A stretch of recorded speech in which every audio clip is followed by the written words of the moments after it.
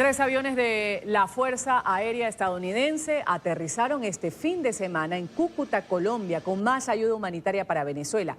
Son tres los aviones de carga administrados de la Agencia de Estados Unidos para el Desarrollo Internacional, USAID, que traen productos de nutrición, suministros de higiene también para ayudar a mejorar la vida de decenas de miles de personas que viven en Venezuela.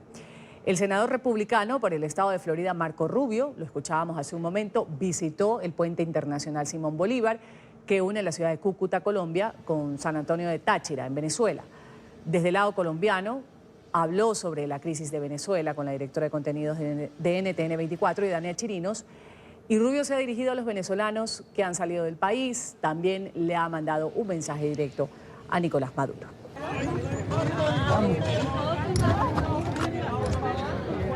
Y Dania Chirinos, enviada especial de NTN 24 a la frontera colombo-venezolana, también conversó con el congresista republicano Mario Díaz Balart desde el centro de acopio donde está almacenada esta asistencia internacional a la espera de ser trasladada el próximo 23 de febrero a Venezuela, que llegue a su destino. Díaz Balart dijo que Estados Unidos está comprometido con la libertad del pueblo venezolano. Aseguró también lo que llamó tiranías de Nicolás Maduro, que se le están cerrando ya las puertas. Congresista, con frecuencia escuchamos el tiempo a Maduro se le acaba y el tiempo a los militares también. Sin embargo, no hay respuesta de Maduro por razones obvias, pero la cúpula militar no cree en la democracia. No, pero la democracia está avanzando, la libertad está avanzando. Vemos que el pueblo de Venezuela está con la causa de la libertad, está apoyando al gobierno legítimo y constitucional del presidente Guaidó, y que ahora la mayoría de los países del este del hemisferio y las democracias del mundo también están del lado del pueblo de Venezuela. Yo creo que estamos, históricamente, estamos presenciando lo que vimos meses antes del colapso del muro de Berlín, que no sucedió en un día, no fue un evento, pero se hizo inevitable. Yo creo que lo que es inevitable es la recuperación de la soberanía. Y uso la palabra soberanía, porque lo que hay en Venezuela es un ejército de ocupación extranjera, ¿no?, de cubanos. Yo creo que la recuperación de la soberanía y de la libertad y la democracia del pueblo venezolano. Y de venezolanos adoctrinados en Cuba, digo la cúpula del ejército. Sí, pero esa cúpula de Maduro, que son de Maduro y de Castro, que son gángsters. Esto no es un gobierno, no es un régimen, es un grupo de caponistas, de alcaponistas, de mafia, de mafiosos. La pregunta es que por debajo de ellos, si van a seguir estar dispuestos a asesinar a venezolanos, a sus hermanos, a sus hermanas. Y estamos viendo que eso ya se está comenzando a quebrar, y yo creo que lo que es inevitable, y de nuevo, yo no le puedo decir si es días o semanas o meses, pero para mí lo que yo veo es que es inevitable la marcha de la libertad, porque el pueblo de Venezuela no está dispuesto a aceptar menos que eso. ¿Van a continuar las sanciones, congresista, por parte de Estados Unidos? ¿Van en esta construcción de países que de alguna manera vayan cercando económicamente al régimen? Sin duda. Lo que estamos viendo no es el final, es el comienzo. Se le están cerrando las puertas a la tiranía de Maduro y, por cierto, también se le están cerrando las opciones a Maduro y a su gente. Porque Maduro, yo creo que hoy en día él pudiese aceptar lo inevitable que viene, que es la transición hacia una democracia real en Venezuela. O si no hace eso, yo creo que tiene que hacerlo relativamente pronto, le quedan dos alternativas. La alternativa de que permanezca el resto de sus días preso, o la alternativa a Mussolini, que lo cuelguen al revés en una plaza pública, como le hicieron los mismos italianos le hicieron a Mussolini. Al señor Maduro y a su gente se le están cerrando las alternativas, se le está acabando el tiempo, y si ellos piensan que pueden reprimir, asesinar con impunidad, esos días se le están acabando. Y la pregunta que siempre terminan haciéndose los venezolanos, igual afuera, es ¿hasta dónde llega Estados Unidos? Es decir, estar aquí hoy en Cúcuta, llegar al puente Simón Bolívar, tener ese contacto directo con quienes llaman los caminantes, con el pueblo venezolano, ¿hasta dónde está dispuesto a llegar Estados Unidos? Bueno, obviamente nosotros, el senador Marco Rubio y yo y el embajador Trujillo, estamos aquí hoy. Pero el presidente Donald Trump está en Miami el lunes específicamente para hablar sobre el tema de Venezuela. Y nada sería posible.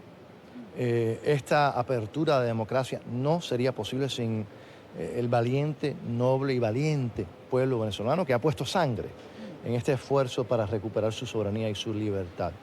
Pero que sepan que tienen el apoyo de los Estados Unidos. Y el presidente Trump lo ha dicho muchas veces, lo ha dicho él, lo ha dicho el vicepresidente y otros. Toda alternativa está en la mesa como tiene que estar.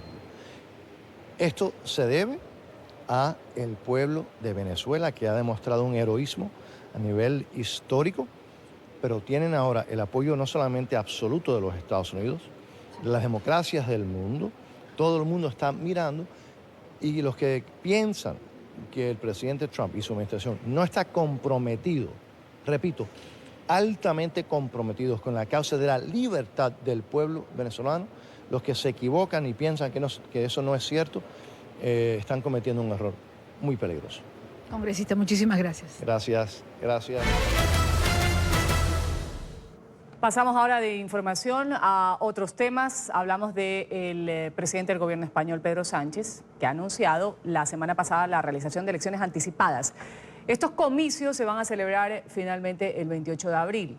La decisión se conoce apenas 8 meses y medio después de que Sánchez llegara al cargo con una moción de censura en la que literalmente le arrebató el puesto a Mariano Rajoy.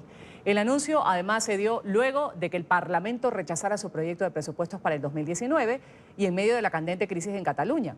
Los españoles van a acudir a las urnas 2 veces en menos de un mes. Inmediatamente después del 26 de mayo se van a realizar unas votaciones autonómicas, municipales y europeas. Este próximo 28 de abril los españoles están nuevamente convocados a las urnas para escoger a sus legisladores, quienes a su vez elegirán al nuevo presidente del gobierno. Esta convocatoria la hizo el jefe del Ejecutivo, Pedro Sánchez, como consecuencia al rechazo que tuvo su proyecto de presupuestos generales en el Congreso de los Diputados. España es de sus ciudadanos, no pertenece a ningún partido político, es de los españoles. España es suya. Y ahora ellos y ellas deberán decidir si damos pasos hacia atrás o avanzamos para lograr la España que queremos. Nosotros hemos gobernado para todos los españoles y españolas, vivan donde vivan. Desde luego con convicciones progresistas, de un gobierno de izquierdas, de un partido que se siente en los parámetros de la socialdemocracia y del socialismo, pero con mirada amplia. Sánchez asegura que desde que asumió el cargo ha sentido la deslealtad de la oposición, que habría priorizado temas partidistas antes que el interés general de los españoles. Desde ahora Pedro Sánchez ya piensa en un nuevo periodo en el poder para impulsar temas que se quedarán pendientes. Pues habrá que pedir a los españoles la voz y el voto para que nos den una nueva mayoría parlamentaria que permitan sacar adelante tantas urgencias sociales que durante 7 años han sido postergadas. Ellos y ellas decidirán el futuro de España con su voto en las urnas, y lo que decidan siempre, siempre, siempre será un gran acierto. Si Pedro Sánchez no es reelegido, será el presidente del gobierno que menos tiempo estuvo en el poder, con un poco menos de un año en el cargo. Vamos a saludar en Madrid, en España, a Nine Lejarza. Ella es fundador de Political Room y analista internacional. Gracias por estar con nosotros aquí en la mañana de NTN 24 para todo el continente americano que nos escucha. Muy buenas. Bueno, las posturas más o menos las reseñan así, o al menos así la reseña la prensa. Señor Lejarza, está Pedro Sánchez con movilizar el voto progresista ante el avance de los partidos de la derecha. Está también Pablo Casado, que dice firmeza contra independentistas, menos impuestos también. Albert Rivera, reivindicarse en el centro y rechazo a un pacto con el PSOE, la Unidad de España también. Pablo Iglesias, más gasto social, más impuestos a grandes empresas. Y Santiago Abascal, de Vox, que está diciendo un papel decisivo para construir mayorías. ¿Con qué se enfrenta el país y qué puede resultar de esta convocatoria, de este llamado a elecciones que ha hecho Pedro Sánchez en los últimos días? Bueno, muy buenos días. Buen día. Para decir a qué se enfrenta España es cuanto menos complicado y hay que tomárselo a veces hasta con ironía, ¿no? Como bien comentabais anteriormente, hay todo tipo de elecciones que pueda convocar el país, las tenemos este año y las opciones son variopintas y algunas desalentadoras, pero es cierto que hay que tener en cuenta que desde el voto progresista de Pedro Sánchez, que no ha podido consolidarse tras la moción de censura, que lo que busca es ese progresismo que el PSOE parece haber perdido desde hace muchísimos años, desde la época de Zapatero, lógicamente, hasta posturas como la de Santiago Abascal, que viene a traer viejos fantasmas anteriores a la democracia española. No dan un futuro muy halagüeño, pero lo que están pidiendo los españoles y las españolas, creo yo, que es un poco que hablemos. O sea, lo que viene a ser el conjunto de, ya no solo de los políticos, sino de los propios vecinos en las casas, de que tenemos que sentarnos a hablar y ver qué es lo que queremos por y para España, porque creo que nos enfrentamos a unas elecciones donde ya no es el bipartidismo el que manda. Eso lo tienen que tener muy claro los políticos, y hay 5 o 6 opciones muy importantes donde los votos de las pequeñas formaciones, como pueden ser los partidos nacionalistas o secesionistas, van a contar mucho y más que en otras ocasiones. Y caso y prueba de ello son los presupuestos que Pedro Sánchez no ha podido sacar. ¿Hay alguna situación que se puede resaltar aquí que tiene que ver con esta fuerza política joven, si la podemos decir así? Por ejemplo, en el PSOE, Pedro Sánchez, en el PP, o sea, está una fuerza, una representatividad de personas de 35 a 45 años. ¿Tiene que ver esto, señor Lejarza, con una nueva tendencia también, más allá de las ideologías que cada partido maneje?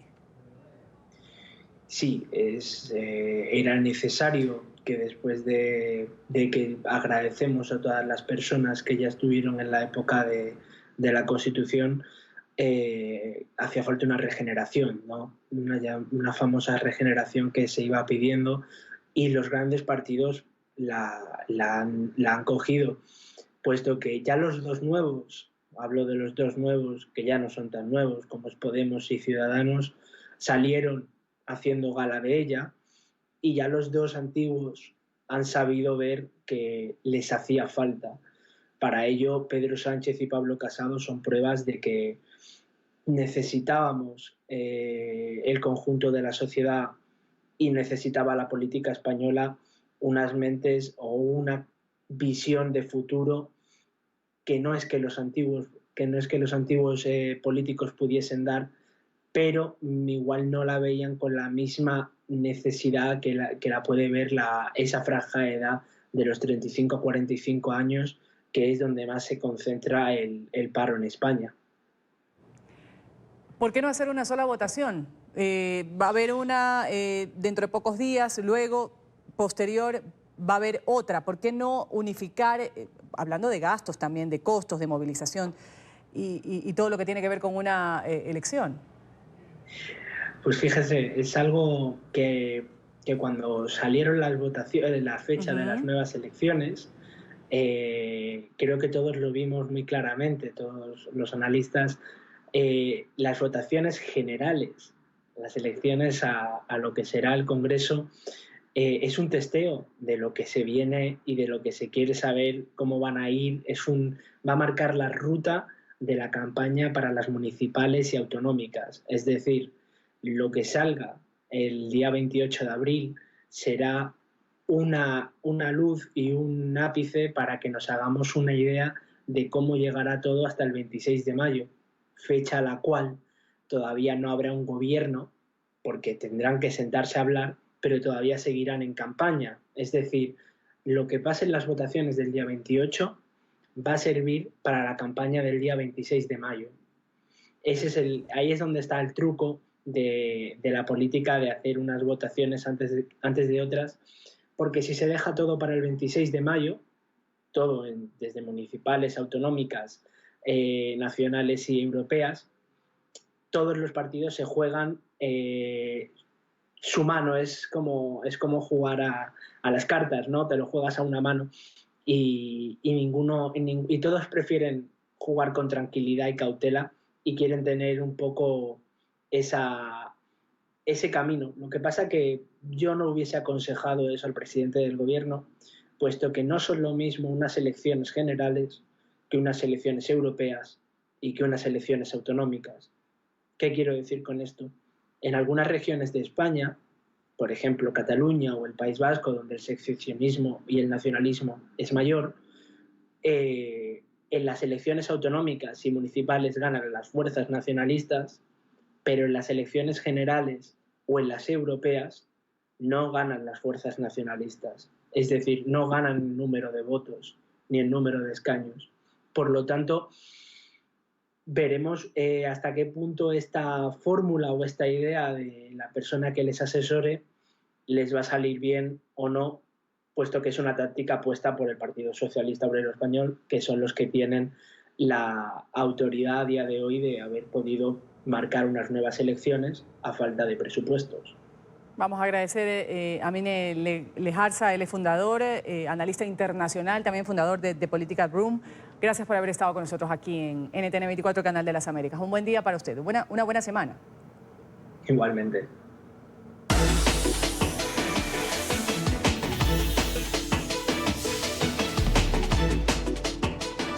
Y los periodistas de NTN 24 en Nueva York, en Washington, tienen la agenda informativa de lo que es noticia a esta hora en la Unión Americana. Empezamos con el presidente Donald Trump, que va a ofrecer un discurso sobre Venezuela, justamente el día de hoy en la Universidad Internacional de Florida, en el condado de Miami-Dade. Esto con el fin de reafirmar su apoyo, ha dicho, al régimen opositor a Maduro y al titular del Parlamento venezolano, quien además pues ocupa el cargo de presidente interino, Juan Guaidó, reconocido por Washington en primera instancia y por más de 40 países como tal.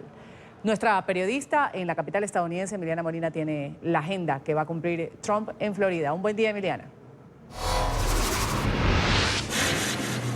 Ruth, ¿qué tal? Muy buenos días. Pues así es, una movida bastante inteligente por parte del mandatario estadounidense Donald Trump.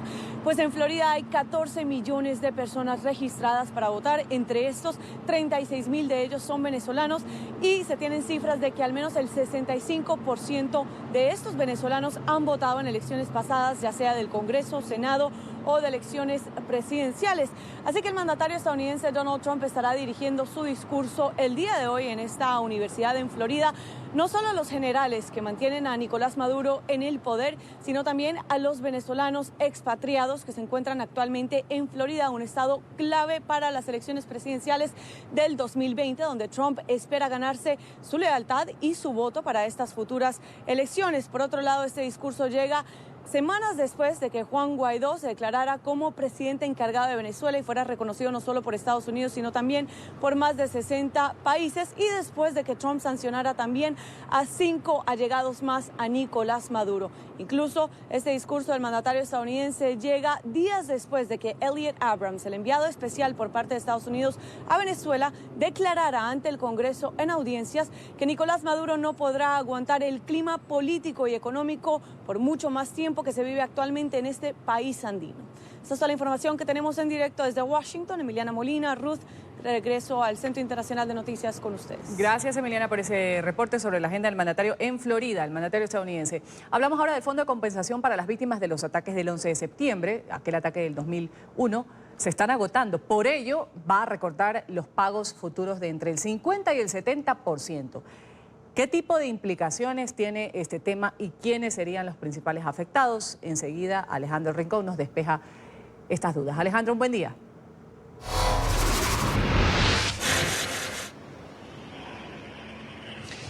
Hola, feliz comienzo de semana para todos. En el año 2015, cuando el Congreso de los Estados Unidos creó el Fondo de Compensación para las Víctimas de los Atentados del 11 de septiembre de 2001, destinó $7.000 millones para este propósito.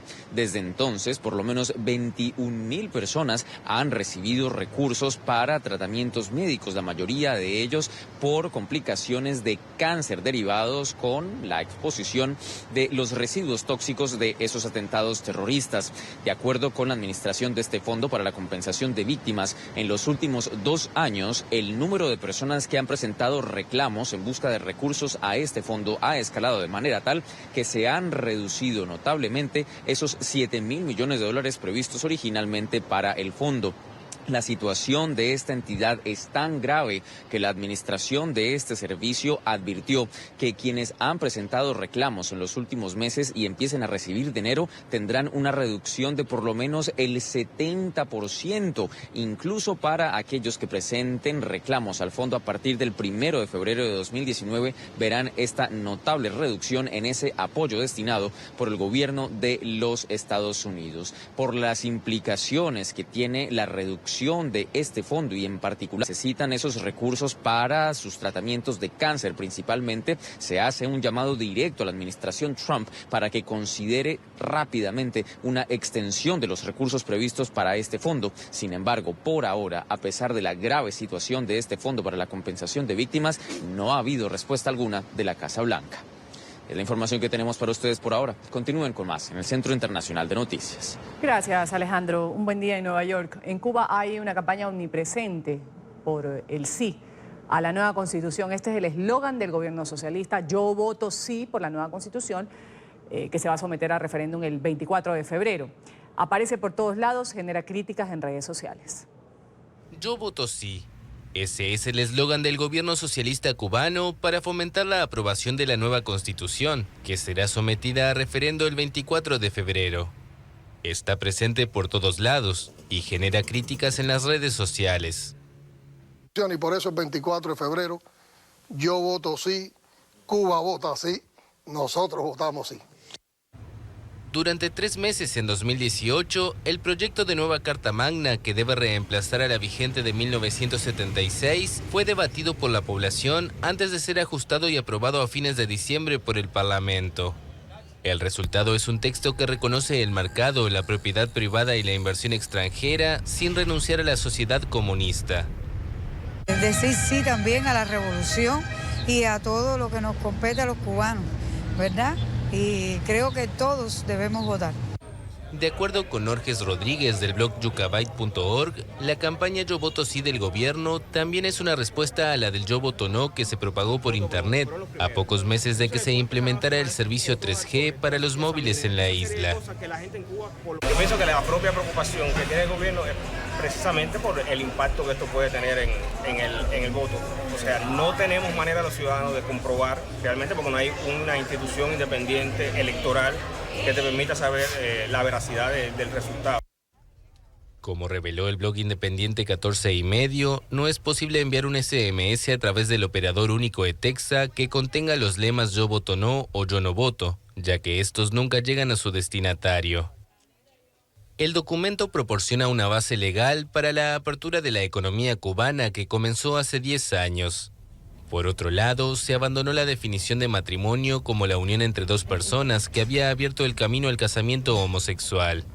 Según las autoridades, la mayoría de los participantes en el debate se opuso a esa modificación. Continuamos con el programa. Andrés Manuel López Obrador de México va a cerrar un mítico centro carcelario de Islas Marías. El presidente mexicano ha visitado esta zona en el Océano Pacífico, donde anunció que después de más de un siglo va a dejar de ser una prisión. El mandatario aseguró que se reunió el año pasado, el 2018, con empresarios de Nayarit para dialogar sobre el mejor uso que se le podría dar a esta colonia penitenciaria, entre los que destacó convertirla en un atractivo turístico.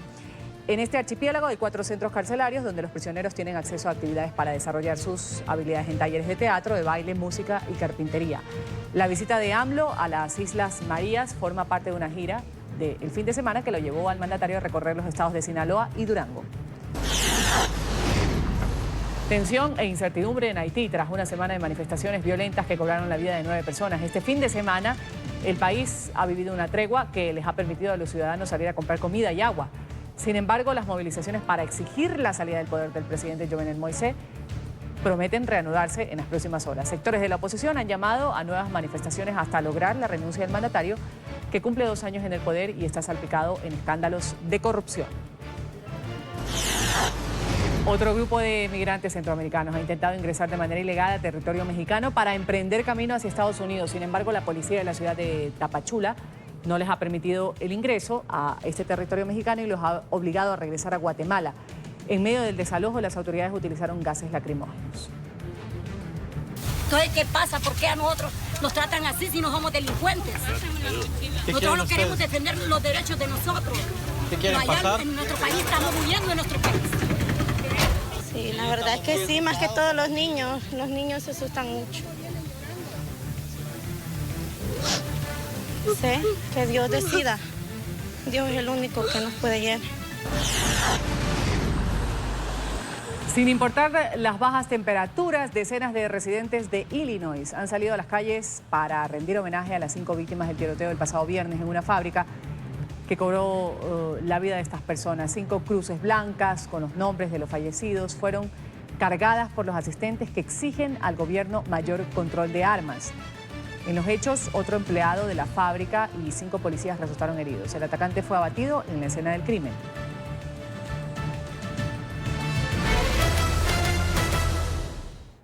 El régimen de Maduro ha impedido el ingreso a un grupo de europarlamentarios a territorio venezolano. Estos representantes o estos diputados habían sido invitados por la Asamblea Nacional de Venezuela. Tenían previsto reunirse con Juan Guaidó, a quien reconocen como presidente interino de la nación. Vamos inmediatamente a dar el paso a Caracas a ver las reacciones que se han dado tras esta invitación, expulsión. Finalmente no pudieron lograr su cometido de reunirse con Juan Guaidó y con otras autoridades en Venezuela. Un buen día, Daniela Zambrano, y vamos a empezar con el argumento que dieron los maduristas para no permitir el ingreso de estos legisladores. Dicen que tenían fines conspirativos. Hola, ¿qué tal, Ruth? Muy buen día, 9:42 de la mañana. En el momento en que ellos son retenidos en el Aeropuerto Internacional de Maiquetía, se les pasa a una sala, se les retira el pasaporte y se les dice que no pueden ingresar a territorio venezolano. No se les dio mayores explicaciones, más allá que serían devueltos nuevamente a España, como así sucedió. El hecho se registró aproximadamente a las 7 de la noche, hora local. Afortunadamente, ellos tuvieron el acompañamiento del embajador de España en Venezuela, que estuvo muy pendiente de estos 5 eurodiputados. Me permito nombrarlos: Esteban González Pons, quien encabezaba la delegación y es portavoz de la delegación española del PP en el Parlamento Europeo; Esther Delán, José Ignacio Salafranca Sánchez, Gabriel Matos Adrover y Juan Salafranca, secretario general adjunto del grupo parlamentario del PPE. Ellos estuvieron algunos minutos en el Aeropuerto Internacional de Maiquetía después de estar en 12 horas de vuelo. Allí lograron hacer la denuncia, un video que fue difundido a través de los medios de comunicación. Calificaban al régimen de Nicolás Maduro como una dictadura. Decían que ellos habían sido invitados formalmente por la Asamblea Nacional de Venezuela y que tenían previsto además reunirse con Juan Guaidó, a quien reconocían como presidente encargado, que ellos se iban luego de ser expulsados, pero que volverían cuando Venezuela estuviese en libertad. Veamos el video que difundieron a través de las redes sociales. En este momento estamos siendo expulsados de Venezuela, nos han retenido los pasaportes, no nos han comunicado la razón de la expulsión ni tenemos ningún documento que justifique el por qué nos tiran fuera del país. Veníamos a Venezuela con una invitación oficial de la Asamblea Nacional Venezolana, que es un órgano reconocido internacionalmente y reconocido incluso por el propio Maduro. Es un órgano constitucional e invitados por un órgano constitucional venezolano no nos han dejado entrar. Somos la primera delegación internacional que iba a visitar al presidente interino Juan Guaidó. No se trata de no dejarnos entrar a nosotros, sino de no dejar que el presidente interino Juan Guaidó vea a ninguna personalidad de fuera de Venezuela. Cuando en un país un dictador cierra las ventanas y apaga las luces, es que va a pasar de las palabras a los hechos. ¡Viva Venezuela libre!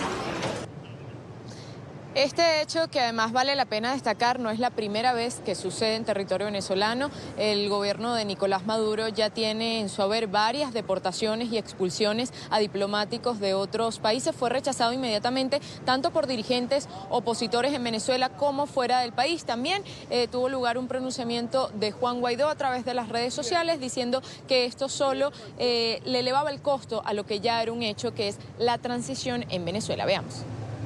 La delegación de eurodiputados invitada a Venezuela es expulsada por un régimen aislado y cada vez más irracional.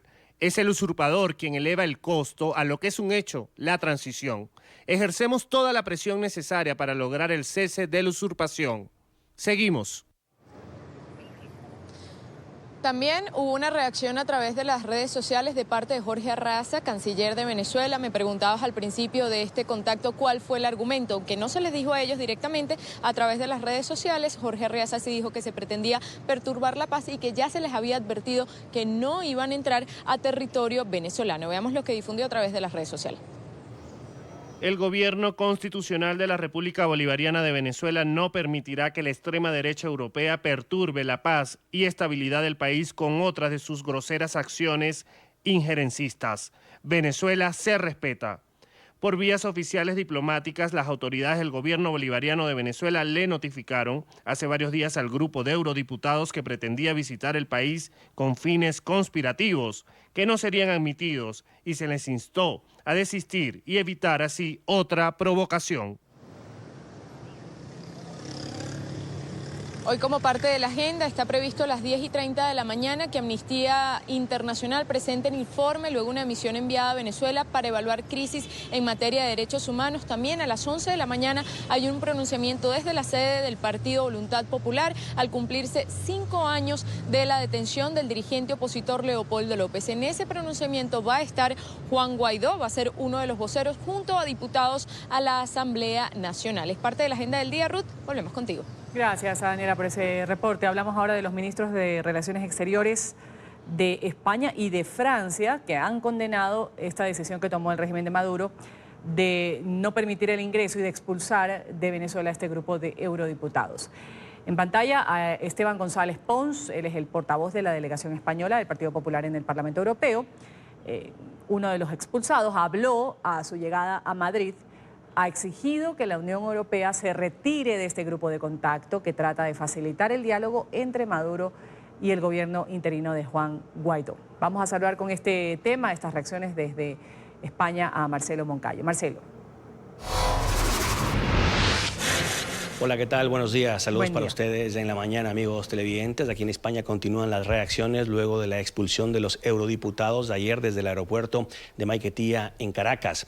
Los eurodiputados ya llegaron a Madrid y esta mañana muy temprano comparecieron ante los medios de comunicación aquí en la sede del Partido Popular. Esteban González Pons, quien encabezaba esta comitiva de eurodiputados, principalmente del Partido Popular, aseguró que su único objetivo fue aceptar una invitación que les hizo la Asamblea Venezolana y el gobierno interino de Juan Guaidó, a quien quisieron ellos ratificar, a quien el gobierno de España reconoce como presidente interino de Venezuela. Por eso, González Pons aseguró que esto lo único que demuestra es que en Venezuela está todavía al cargo de ese país un gobierno fake. Esto fue lo que dijo. Nos invita Guaidó, que es el presidente al que mi país reconoce, y nos expulsa Maduro, que es el presidente al que mi país no reconoce. La funcionaria, la pobre funcionaria, que llevaba nuestros pasaportes y que se marchaba, se dio la vuelta en un momento determinado y nos dijo: ustedes no se quedan porque Maduro no quiere que vean.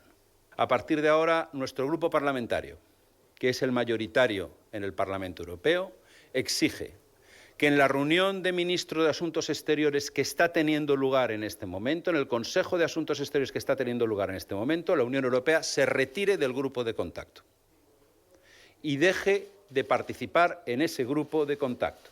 El Gobierno de España ha condenado lo que nos sucedió a nosotros ayer en Venezuela.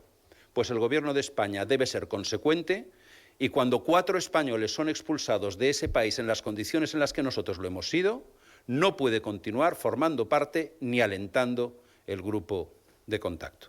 El señor que nos ha expulsado, que es Jorge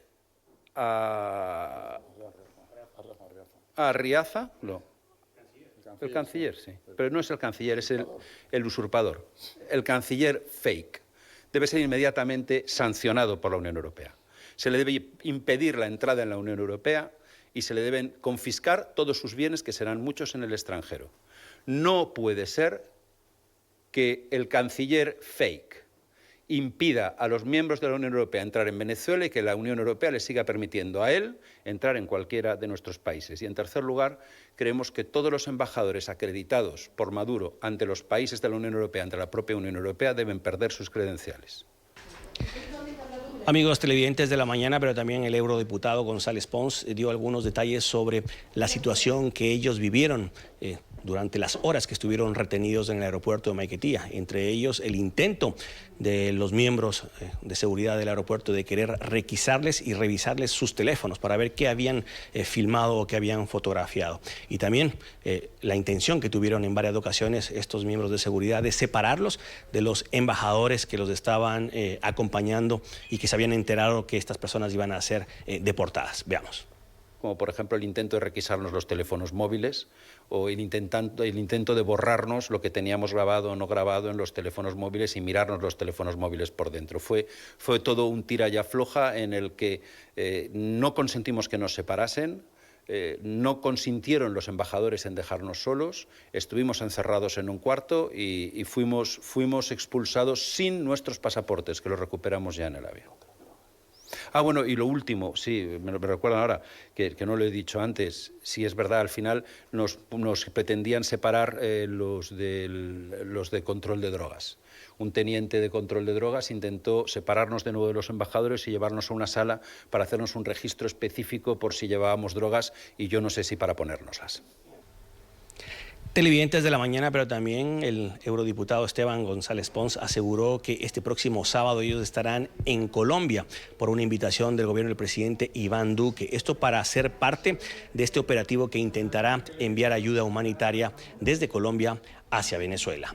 Este es el informe para la mañana. Sigan ustedes con más aquí en NTN 24. Hasta pronto. Hasta pronto, Marcelo. Gracias por ese reporte.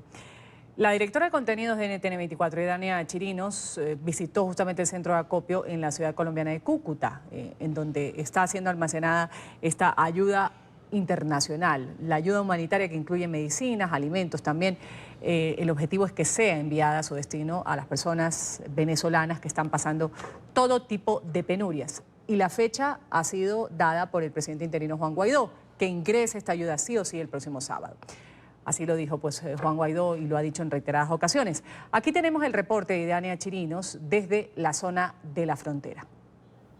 Tuvimos la oportunidad de accesar a lo que son las bodegas donde permanecen almacenados todos estos productos, pero me llama la atención y es lo que les quiero mostrar, lo que se ha dicho de esto, que es comida podrida, que está contaminada, que hay armas entremezcladas con el material. Yo quiero pedirle a Henry, nuestro camarógrafo, que venga y meta el foco aquí donde puede verse, aquí, ven un poco más acá, aquí que lo que se ve es sal, harina de trigo, pasta, es lo que puede verse a través del material que recubre estas bolsas de donaciones que están aquí en la bodega y que ya han visto también en otras tomas, por supuesto, que hemos hecho en esta cobertura, como la que hizo Carlos Arturo Albino hace unos días atrás y justo en la tarde conversábamos exactamente de esto mismo. Bueno, y justamente esta ayuda humanitaria para los venezolanos no solo está en la frontera con Colombia. Este domingo varios voluntarios ofrecían consultas médicas en un campamento en una zona al suroeste de Caracas como parte de la ofensiva para el ingreso de esta ayuda humanitaria liderada por el presidente interino Juan Guaidó. Brigadas de voluntarios comenzaron a trabajar en varios estados de Venezuela el domingo en preparación para la llegada de ayuda extranjera que ya se acopia en Colombia, Brasil y Curazao. La convocatoria lanzada por el líder opositor Juan Guaidó, reconocido por 50 países como presidente interino, es un desafío al gobierno de Nicolás Maduro, que considera la ayuda principalmente estadounidense como el inicio de una intervención armada para derrocarlo. Guaidó asegura que el país se prepara para la avalancha humanitaria prometida para el 23 de febrero, aunque no ha revelado detalles de cómo vencerán el cerco. En distintos puntos del país, médicos generalistas, pediatras, nutricionistas, odontólogos y enfermeros voluntarios atendieron a los vecinos de varias comunidades. Quiero ver cómo mi país y las personas de mi país salen adelante, salen de las malas condiciones sanitarias, salen de sus enfermedades. Basta de que la gente se esté muriendo por falta de insulina, de que estén desnutridos. Hoy se han recibido muchísimos casos de personas que están por debajo de su peso, por debajo de su talla y sus medidas en general, que pueden ser indicios de desnutrición o de mala alimentación. Se han recibido también muchísimas personas con parásitos. El senador republicano estadounidense Marco Rubio llegó el domingo a Colombia y se reunió con funcionarios que trabajan en el puesto de acopio en Cúcuta. El que impida la entrada de la ayuda humanitaria está condenado a pasar el resto de su vida huyendo la justicia internacional, porque eso es un crimen internacional.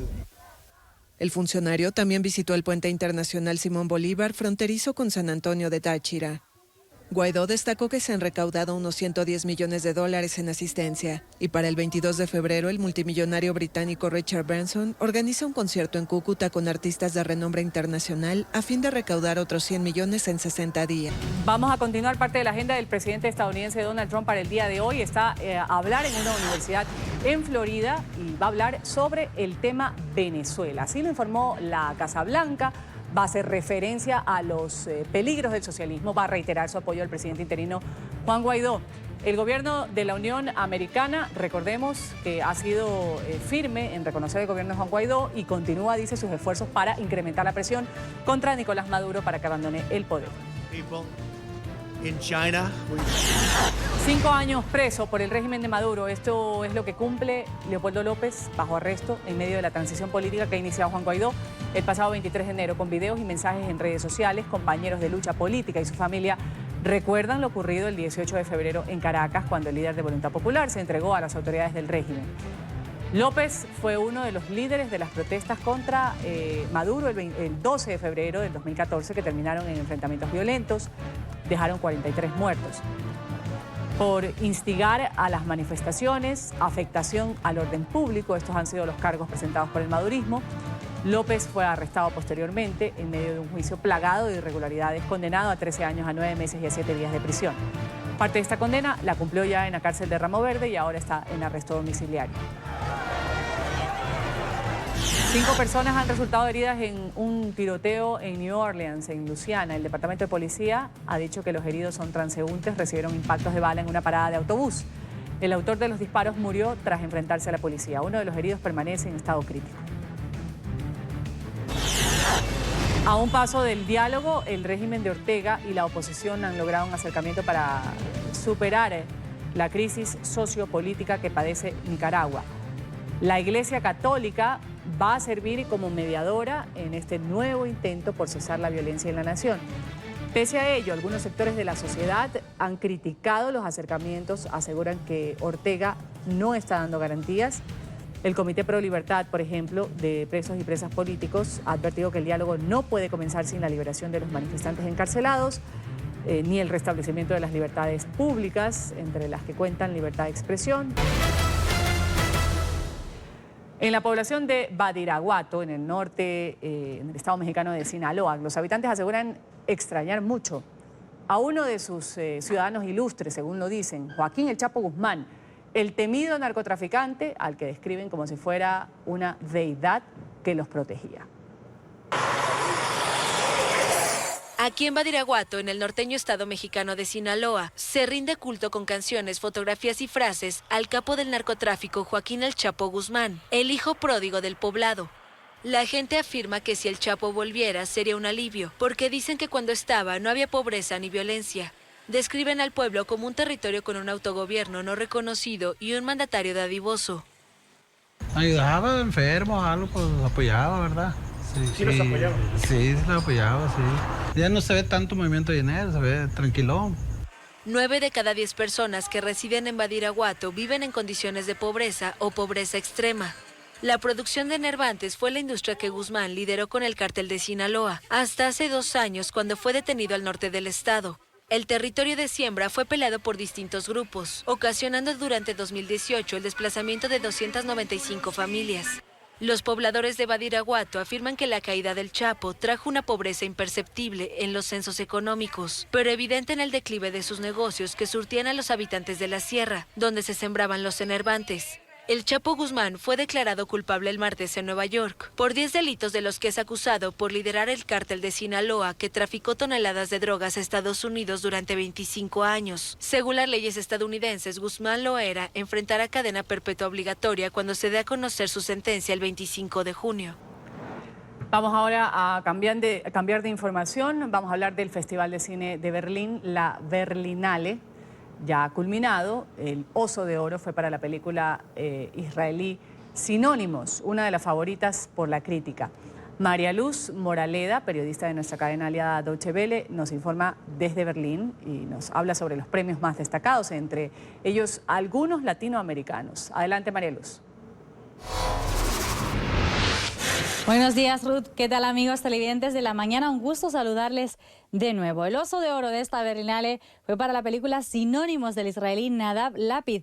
Basada en la propia biografía del cineasta, Sinónimos cuenta la historia de un ex soldado en París que abandona Israel a causa de la situación política. El premio especial del jurado, presidido por la actriz francesa Juliette Binoche, fue para Gracias a Dios, una película de François Ozon que quiere romper el silencio del tema de la pederastia en la iglesia francesa de Lyon. 2 Osos de Plata, mejor interpretación masculina y femenina, fueron para la misma película, una de las favoritas de competición, la china So Long My Son. El cine latinoamericano fue reconocido a través de la cinta argentina Blue Boy de Manuel Abramovich, que ganó el Oso de Plata a mejor cortometraje. Por otro lado, la argentina Breve Historia del Planeta Verde de Santiago Loza se llevó el premio Teddy Bear a mejor largometraje de temática LGTBI. Y por esta misma temática, la chilena Lemebel ganó el premio Teddy a mejor documental. Lemebel aborda la figura del escritor y activista chileno Pedro Lemebel. Deutsche Welle entrevistó a la directora de este documental, Joana Reposi, y esto fue lo que nos dijo. Esta película comienza el 2007. Nosotros partimos filmando y haciendo esta película como un acto colaborativo. Fue una película que juntos quisimos hacer esta película. Entonces eso está en la narrativa de la película, ¿no? Desde el inicio y avanza. Entonces es una película que surge de los dos colaborativamente. Yo estuve filmándolo durante 8 años, hasta su muerte, que muere en el 2015. Y bueno, y el guión la verdad que fue como reinventándose permanentemente, como lo que ocurre con el documental. La escrituración de un documental en el guión se escribe siempre. O sea, si no hasta el final, en el montaje, yo terminé de escribir el guión, ¿no? Entonces fue una película que tardó harto tiempo en grabarse, pero una vez que Pedro fallece, muere el 2015, yo me puedo ganar fondos y puedo ir terminando la película y estar estrenando en este maravilloso festival. Y es que esta Berlinale se ha convertido en altavoz de las protestas ante la situación política que atraviesa Brasil. Destacamos, por ejemplo, Marighella, la película ópera prima de Wagner Moura, el actor principal de la serie Narcos, que aquí ha querido retratar la figura del político y organizador de la lucha armada contra la dictadura en Brasil. El equipo de Marighella dijo que era muy importante mostrarla como respuesta ahora mismo a colectivos vulnerables en Brasil, como son la población negra, los habitantes de las favelas o el colectivo LGTBI en estos tiempos tan polarizados en ese país. Y esto ha sido todo de la Berlinale de 2019, tras 18 años al frente del mismo festival por parte de Dita Koslik. Se despide. El año que viene vienen grandes cambios con la Berlinale 2020. Por lo pronto ya sabemos que será del 20 de febrero al 1 de marzo. Más detalles les traeremos, por supuesto, desde DW Deutsche Welle. Nos vemos pronto con más temas culturales.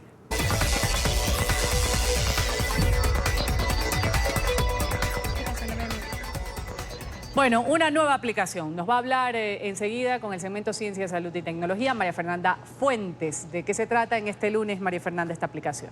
Hola Ruth, muy buenos días. Bienvenidos todos a Ciencia, Salud y Tecnología. Se trata de la aplicación iNaturalits, porque será protagonista en el reto Naturalista Urbano 2019. Esta competencia internacional que reúne a más de 150 ciudades de todo el mundo tendrá como objetivo contar y documentar la mayor cantidad de especies vivas.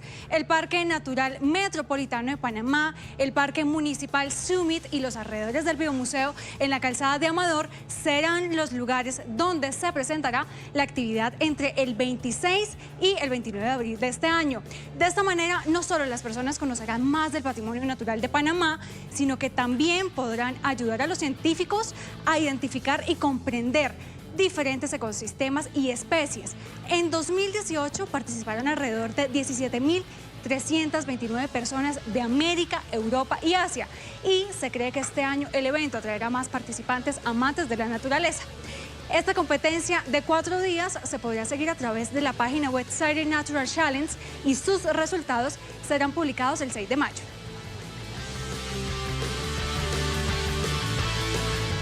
Vamos a saludar en Ciudad de Panamá a Rosabel Miró. Ella es directora ejecutiva de Audubon Panamá, una de las líderes de este gran proyecto urbanístico 2019. Rosabel, bienvenida a CST y gracias por estar con nosotros.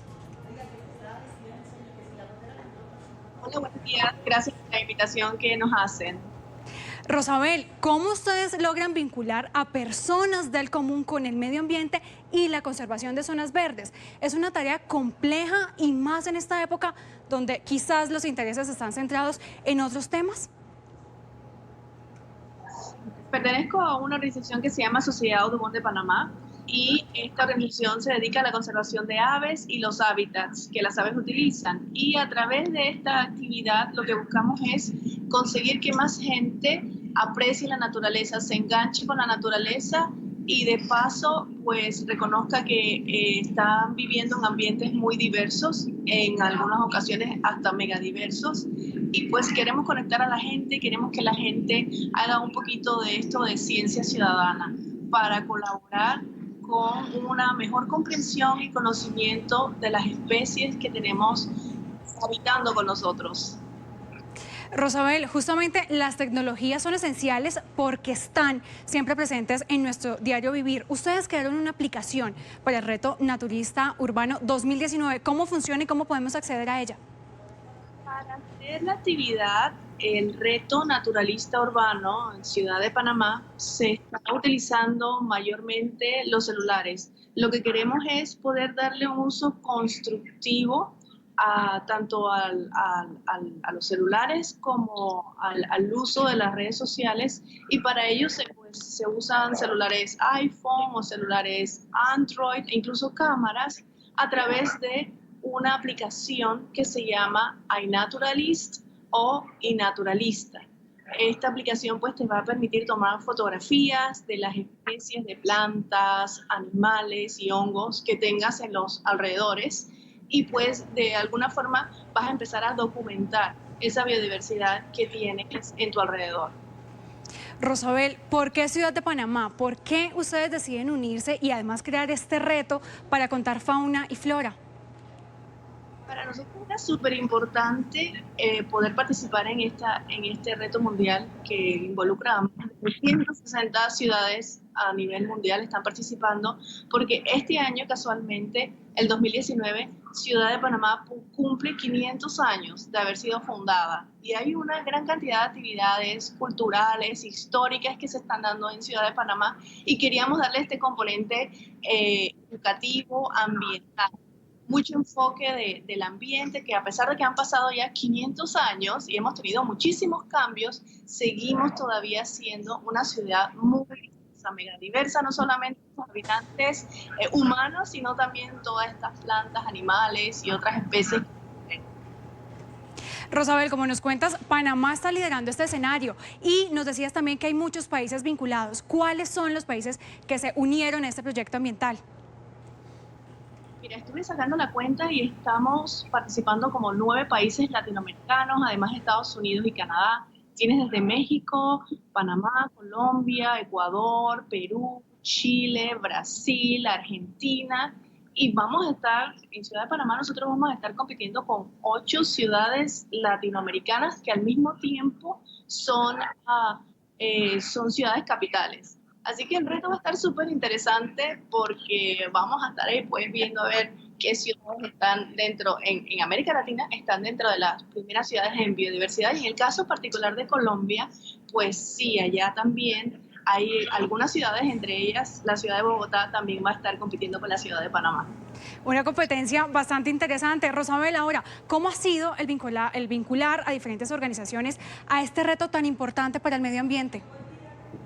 Mira, lo que se está tratando de hacer, y esto es una actividad que no solamente estamos haciendo Sociedad Audubon de Panamá, la estamos haciendo en colaboración con un museo, el Biomuseo, el Museo de la Biodiversidad, el Parque Municipal Summit, que es administrado por el municipio de Panamá, y el Parque Natural Metropolitano, que es un área protegida aquí en plena ciudad de Panamá.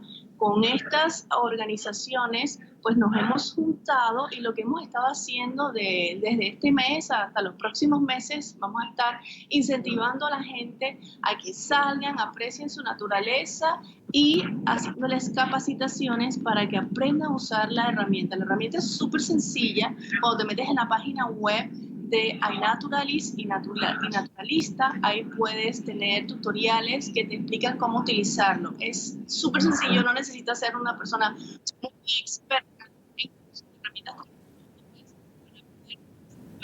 en este reto. Y lo más importante es salir. Y si no puedes salir al patio de tu casa o un área protegida, dentro de tu casa tienes muchos animalitos que conviven contigo y pueden ser parte de todas estas capturas fotográficas que se van a hacer durante los días del reto, que no hemos hablado de cuáles son los días del reto todavía. Rosabel, ahora para finalizar, este reto urbanístico 2019, ¿de qué manera específicamente ustedes van a lograr contribuir a la proyección del medio ambiente, no solo en Panamá, sino en toda la región?